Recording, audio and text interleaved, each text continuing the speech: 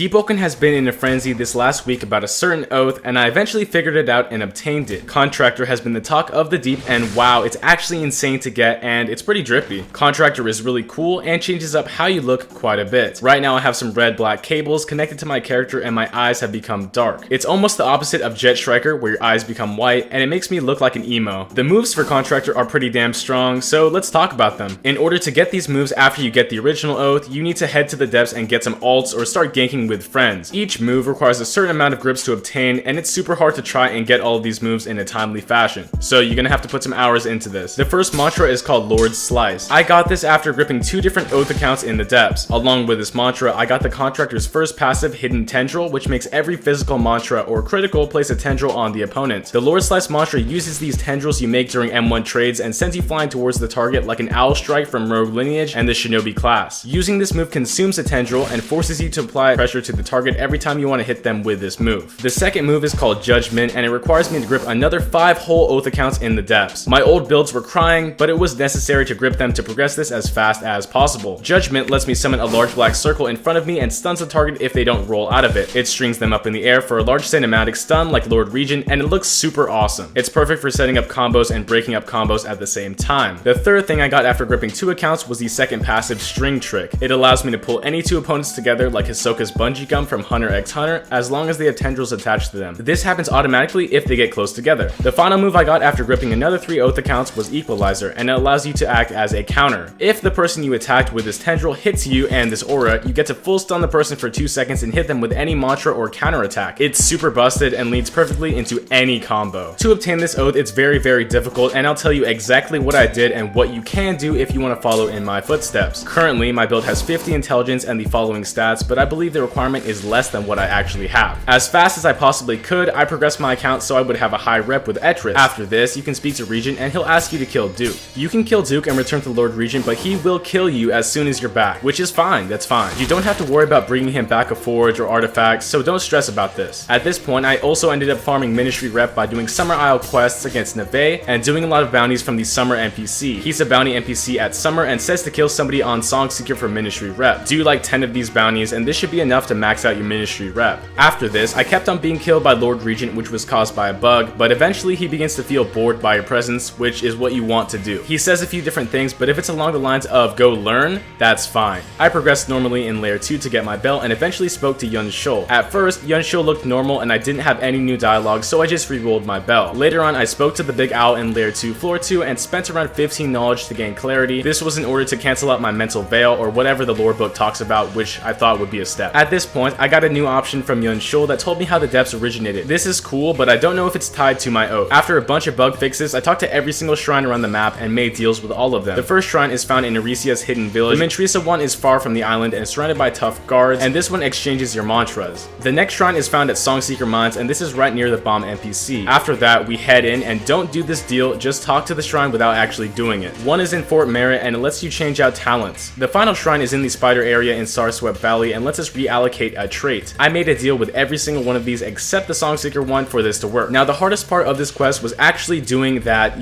shrine deal. Every single one of these deals requires 5 knowledge, and you're going to be needing around 20 to get this done. To get knowledge, you have to clear layer 2 with medallions around the map, and it's very difficult to do because it's layer 2 and you have to beat that boss. Finally, after all this hair-pulling, buggy work, I got back to Lord Regent and was asked to join his oath, and this gave me Contractor. Again, I might be wrong about this, but I gripped 12 players with oaths to fully max this out. Well, that's what I did, and it worked, and I really am interested in Contractor and this oath. I'm not too sure what I'm going to do with this build, but I'll definitely make some more in the future. Thank you guys for watching, and make sure to like and subscribe because this took 3 days of hard work and research, and finally the bug fixes, came through clutch. Anyway, have a good one, and I'm gonna go to sleep.